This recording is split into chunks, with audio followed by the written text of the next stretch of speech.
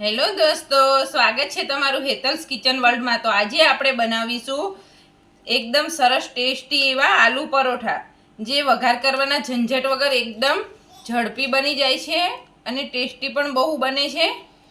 તો ચાલો આપણે બનાવીએ આલુ પરોઠા। આલુ પરોઠા બનાવવા માટે મેં 10 નંગ બટેકા લઈ લીધા છે। હવે એની અંદર પાણી એડ કરીને આપણે બાફી લઈશું। બટેકા મીડિયમ સાઈઝના હોવાથી આપણે 3 વિસલ કરીને બાફી લેવાના છે। તો ચલો હવે આપણે બટેકા બાફી લઈએ। તો આપ જોઈ શકો છો કે આપણા બટેકા બફાઈને તૈયાર થઈ ગયા છે। તો હવે હું એને એક થાળીમાં કાઢી લઈશ।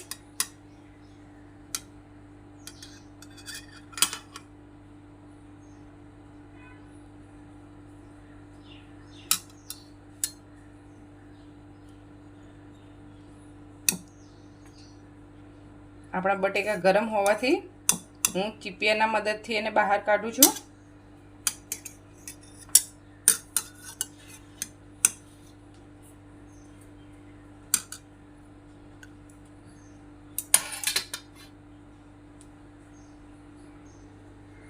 આપ જોઈ શકો છો મેં બધા જ બટેકાને થાળીમાં કાઢી લીધા છે।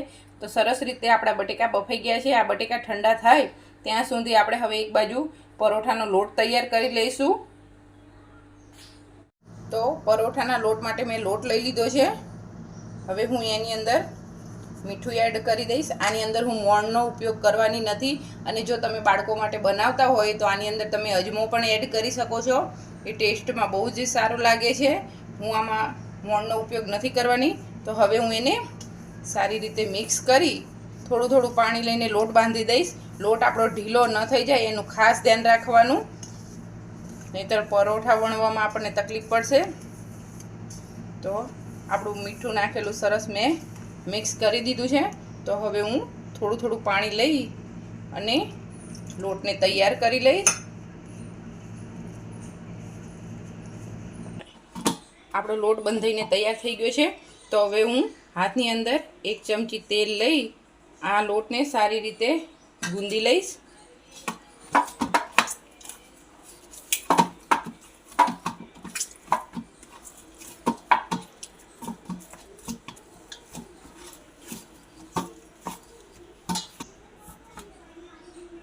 મેં લોટને સારી રીતે ગૂંદીને તૈયાર કરી દીધો છે।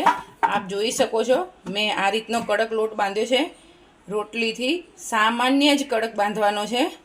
તો આપણો લોટ તૈયાર છે। હવે આને રેસ્ટ કરવા મૂકી દઈશું। તો આપ જોઈ શકો છો આપણા બટેકા ઠંડા થઈ ગયા છે અને મેં એને છોલી લીધા છે। તો હવે આપણે એની અંદર મેં એક નાની ડુંગળી ઝીણી સમારીને લઈ લીધી છે। ડુંગળીને એકદમ ઝીણી સમારવાની છે, જેથી કરીને આપણે જ્યારે પરોઠા વણીએ ત્યારે આપણને ફાવે પરોઠા વણતા। અને મેં 2 લીલા મરચાં એ પણ ઝીણા સિધારીને લઈ લીધેલા છે। તો હવે આપણે આની અંદર એડ કરી દઈશું। હવે આપણે આની અંદર સ્વાદ પ્રમાણે મીઠું એડ કરીશું। અડધી ચમચી ચાટ મસાલો, અને બીજી એક સિક્રેટ વસ્તુ કે આપણે આની અંદર લીંબુનો બિલકુલ પણ ઉપયોગ નથી કરવાનો। જો લીંબુનો ઉપયોગ કરીશું તો આપણા બટેકા ઢીલા થઈ જશે અને આપણને પરોઠા વણવામાં મજા નહીં આવે અને સરખા પરોઠા પણ નહીં વણાય। તો આપણે આની અંદર લીંબુનો ઉપયોગ નથી કરવાનો। આપણે લીંબુના બદલે અડધી ચમચી આમચૂર પાવડરનો લઈશું। અને મારી પાસે લીલા ધાણા નથી એટલે હું લીલા ધાણા એડ નથી કરતી। જો તમારી પાસે હોય તો લીલા ધાણા આની અંદર એડ કરવાના। તો હું એના બદલે અત્યારે એકદમ લીલા ફ્રેશ ફુદીનાના પત્તા મેં ઝીણા કટ કરીને લઈ લીધા છે। હું એને એડ કરીશ। આપ જોઈ શકો છો 1 ચમચી છે, અને થોડું બ્લેક પેપર મરીનો પાવડર આપણે એડ કરી દઈશું। આ બધી જ વસ્તુ એડ કર્યા પછી હાથ વડે આપણે એને સરખી રીતે મસળી લઈશું।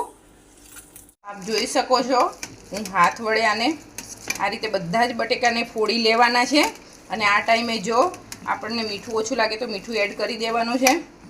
અને આ આલુ પરોઠા આપણે વઘાર કરવાના ઝંઝટ વગર એકદમ ઝડપથી બની જાય છે અને આનો ટેસ્ટ પણ સારો આવે છે। આ રીતે બધા જ મસાલાને સરખી રીતે આપણે મિક્સ કરી દઈશું।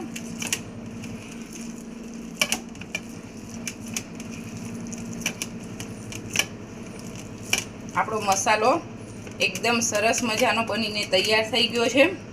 તો હવે આપણે પરોઠા વણી લઈશું। ચલો, તો આપ જોઈ શકો છો મેં આટલું લોટનું ગુંડલું લઈ લીધું છે। હવે હું એને કોરા લોટમાં ડીપ કરી રોટલી વણી લઈશ। આ રીતે આપણે સહેજ મોટી રોટલી વણી લેવાની છે। આની અંદર આપણે બટેકાનું સ્ટફિંગ કરવાનું હોવાથી બહુ જાડી રોટલી ન રહે એનું ખાસ ધ્યાન રાખવાનું।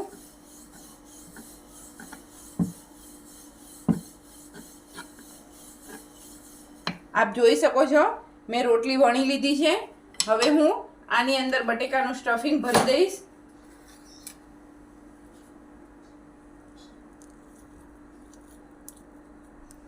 સ્ટફિંગ તમે જેટલું હેન્ડલ કરી શકો એટલું ભરવાનું। હવે હું આને આ રીતે કરી રોટલીને આ રીતે ફોલ્ડ કરી લઈશ।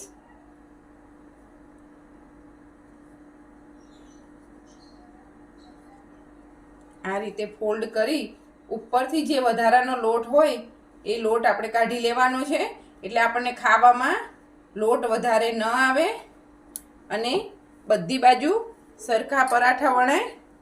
આ રીતે દબાવી દેવાનું છે હાથ વડે આપણે। હવે હું આની ઉપર થોડો કોરો લોટ ભભરાવી બંને બાજુ પહેલા હાથથી જ હું આને પ્રેસ કરીશ, પછી જ આપણે વેલણનો ઉપયોગ કરવાનો છે। આ રીતે પહેલા હાથથી પ્રેસ કરીને જ કરવાનું છે અને પછી વેલણનો ઉપયોગ કરીશું। હવે હું એકદમ હળવા હાથે વેલણથી આને વણી લઈશ।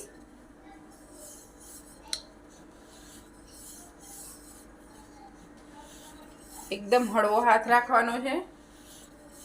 હળવા હાથથી વણીશું તો આપણા પરોઠા બિલકુલ પણ ફાટશે નહીં।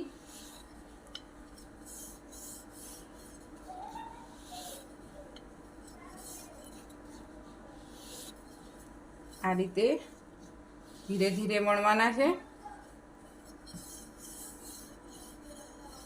તો આપ જોઈ શકો છો આપણું સ્ટફિંગ દેખાય છે। તો આપણા પરોઠા વણીને તૈયાર થઈ ગયા છે। હવે આપણે એને તવી ઉપર શેકી લઈશું। આપણી તવી ગરમ થઈ ગઈ છે, તો હવે હું પરોઠાને આની અંદર શેકવા માટે મૂકી દઈશ। આપણી પરોઠાને એક બાજુ ડિઝાઇન પડે ત્યાં સુધી એને શેકવાનું છે। આપણા પરોઠાને હવે આપણે પલટાવી લઈશું। આપ જોઈ શકો છો કેવી સરસ ડિઝાઇન પડી છે।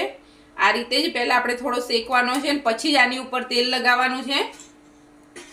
હવે હું આની ઉપર 1 ચમચી તેલ લગાવી દઈશ। તેલ વધારે લેવાનું નથી, 1 ચમચી લઈને ચમચી વડે જ આપણે આ રીતે તેલને લગાવી દઈશું। ત્યાં સુધી નીચેની સાઈડ પણ આપણો પરોઠો શેકાઈ જશે। અને આ જ રીતે મેં અગાઉ પનીરના પરોઠાનો પણ એક વિડીયો મૂકેલો છે, જે આપ જોઈ શકો છો। એ પણ બહુ જ ટેસ્ટી લાગે છે, એ પણ આપ બનાવજો અને ટ્રાય જરૂરથી કરજો। હવે તવીથાની મદદથી આપણે આમ કરી લઈશું। હવે આપણે આને ફરીથી પલટાવી લેવાનો છે। ધીરે ધીરે કરીને પલટાવવાનો છે। તો પાછળની સાઈડ પણ આપણો પરોઠો શેકાઈ ગયો છે। તો હવે પાછળ પણ આપણે તેલ લગાવી દઈશું।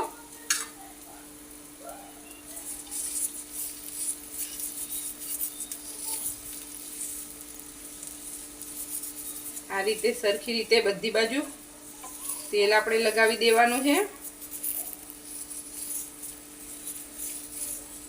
આ આલુના પરોઠા બનાવવામાં આપણે 1 જ ચમચી તેલનો ઉપયોગ કરેલો છે, વઘાર નથી કર્યો, એટલે એમાં તેલનો વધારે ઉપયોગ નથી થયો, એટલા માટે આપણા આલુના પરોઠા હેલ્ધી પણ બહુ જ છે. જે પરોઠા શેકવામાં તેલનો ઉપયોગ થાય છે એટલો જ તેલનો ઉપયોગ કરેલો છે, બાકી આપણે તેલ આમાં લીધું નથી. આપ જોઈ શકો છો પરોઠામાં કલર કેટલો સરસ આવ્યો છે. આને ધીમા તાપે શેકવાના છે જેથી કરીને આપણા પરોઠા ક્રિસ્પી બને. અને આ રીતે સહેજ સહેજ પ્રેસ કરવાનું. જો તમે અમુક ટીપ અને ટ્રિક્સ સાથે આલુના પરોઠા બનાવો તો તમારા પરોઠા કોઈ દિવસ તૂટતા નથી. આ રીતે કરી લેવાનું છે. ઘણાને ફરિયાદ આવતી હોય છે કે આલુના પરોઠા તૂટી જાય છે, પણ જો આપ આ રીતે ટીપ અને ટ્રિક્સ સાથે બનાવશો તો આપના પરોઠા નહીં તૂટે. તો આપણો આલુ પરોઠો સરસ મજાનો શેકાઈને તૈયાર થઈ ગયો છે. તો હવે આપણે એને પ્લેટમાં લઈ લેશું. તો આપ જોઈ શકો છો પરોઠાનો કલર કેટલો સરસ આવ્યો છે. તો હવે આપણે આને સર્વ કરી લઈએ. તો આપણા આલુ પરોઠા બનીને એકદમ તૈયાર થઈ ગયા છે. એને મેં દહીં સાથે સર્વ કરેલા છે. આ દહીંની અંદર મેં મરચું મીઠું નાખી દીધું છે અને એને ઉપરથી જીરામાં વઘાર કરી દીધો છે. તો આપ આ આલુ પરોઠા એકવાર જરૂરથી ટ્રાય કરજો. અને આ આલુ પરોઠાનો વઘાર નથી કરવાનો, તેથી કરીને ઝટપટથી બની જાય છે અને હેલ્ધી પણ બહુ છે અને બધાને જ ભાવે એવા છે. તો આપને જો આ મારો વિડીયો પસંદ આવ્યો હોય તો લાઈક કરજો, શેર કરજો અને સબસ્ક્રાઈબ કરજો. અને બાજુમાં આવેલા બેલ આઇકનને ક્લિક કરજો જેથી કરીને મારા આવનારા હર વિડીયોનું નોટિફિકેશન આપને મળતું રહે. Thank you.